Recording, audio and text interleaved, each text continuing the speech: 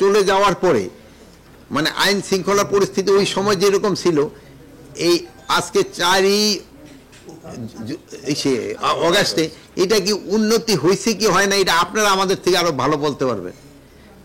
এই আমরা যে সময় এই দায়িত্ব নেই সেই সময় আমাদের এই পুলিশ বাহিনীর পরিস্থিতি কী ছিল, অন্যান্য বাহিনীর অবস্থাটা কী ছিল এবং দেশের অবস্থাটা কী ছিল, ওর থেকে কি উন্নতি হয়েছে কি হয় না এটা আপনারা বলেন। আপনারা আগে বলেন, এই প্রশ্নের উত্তরটা দেন।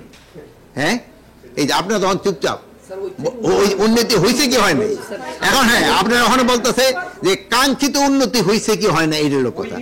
শোনা, ওই এলাকা আমি কথা শেষ করি। বাট আমাদের একটা কাঙ্ক্ষিত যেরকম একটা উন্নতি হওয়ার কথা, হয়তো আমরা অতটুকু উন্নতি করতে পারিনি।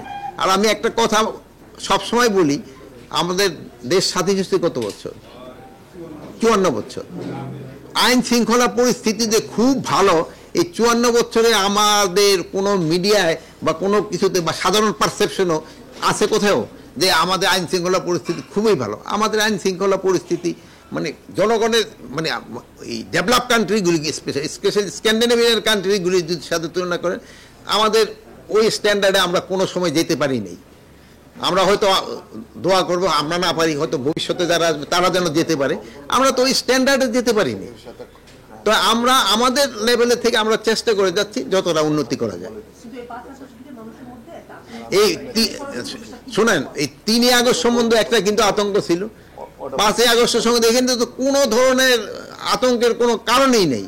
আল্লাহ দিলে সব কিছু, সব প্রোগ্রাম হবে এবং সব ভালোভাবে হয়ে যাবে আল্লাহ দিলে। এটা আপনাদের সাহায্য এবং সহযোগিতা দরকার। আপনারা বিভিন্ন জায়গাও কভার করবেন, আপনারা দেখবেন যে সব কিছু আল্লাহ দিলে ভালোভাবে হয়ে যাবে। সতর্কতা তো সরকার তো সব কিছুর ব্যাপারে সতর্ক থাকতে হয়। এই সতর্কতার জন্যই তো আমরা এই বিভিন্ন মিটিং টিটিংগুলি করি এবং আপনাদেরও বলি যে আপনারাও আমাদের সাহায্য করেন। বিশেষ অভিযানটা পুরো দেশেই চলতেছে, যেহেতু হয় কি এইটা ইলেকশনের আগ পর্যন্ত চলতে হবে, যেহেতু হয় কি আপনারা তো মানে অস্বীকার করতে উপায় নাই যে আমার পরিমাণ আমরা তো সব উদ্ধার করতে পারি না। এইগুলো উদ্ধার করার জন্য তো আমাদের চেষ্টা সবসময় জারি আছে, চেষ্টা করতে হয়। কিন্তু হয় কি বিভিন্ন একটা হলো হয় এই সব বিভিন্ন অনুষ্ঠানগুলো হইতে গেলে অন্যান্য ক্রাইমগুলি আবার দিকে, যেহেতু বাহিনীতে একটা আপনারা এক কাজে লাগলে এখন আপনি কোন মিডিয়ার থেকে আসছেন?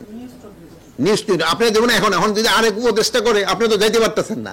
তো মানে অন্যান্য এইগুলি যেসব হয় সেসব বাহিনীগুলি একদিকে হয়ে কনসেন্ট্রেট করলে আরেক দিক দিয়ে আবার ইটা বেড়ে যায়।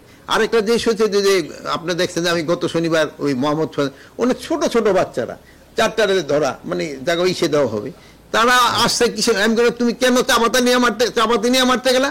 বল স্যার ওই আমার যাওয়ার সময় পায়ে দেওয়ার ন্যাং মারছিল। মানে এখন এই যে এইগুলি মানে আগে কিন্তু এরকম ছিল না, যে মানে একটু ন্যাং মারছে দেখে 4 জন এসে যাইতেছে তারা চাপাতি দিয়ে মারার জন্য, হয়তো সামনাসামনি পাইলে হয়তো কমিয়ে দিয়ে দিত। মানে এইগুলির ক্ষেত্রে আমাদের জনগণেরও সচেতনতা বাড়াইতে হবে, আর মা বাবা আত্মীয় স্বজন তাদের বুঝাতে হবে এইগুলি যেন না। মব ভায়োলেন্স আপনার কাছে একটু জিজ্ঞেস করি, আগের থেকে কমছে কি কমে নাই? মব ভায়োলেন্স তো কমছে, এটা আস্তে আস্তে একেবারে এলিমিনেট হয়েছে। আমরা এই মবের ক্ষেত্রে কোনো ধরনের ছাড় আমরা দিব না। কে অংশ নিবে কে অংশ নিবে না এটা আমার স্বরাষ্ট্র মন্ত্রণালয়ের প্রশ্ন না। আমার হলো নির্বাচন যেসব হবে, যেসব আইন শৃঙ্খলা পরিস্থিতি যেন ভালো থাকে, এই জন্য আমরা সব ধরনের প্রস্তুতি নিচ্ছি। এর আগে আমরা বলছি যে আমরা কিন্তু ট্রেনিংও করাচ্ছি এবং সরকারের একটাই হলো যে তারও কিন্তু একটু ফোর্সের সংখ্যা বাড়ানোর জন্য কিন্তু একটা দিয়ে দিচ্ছে।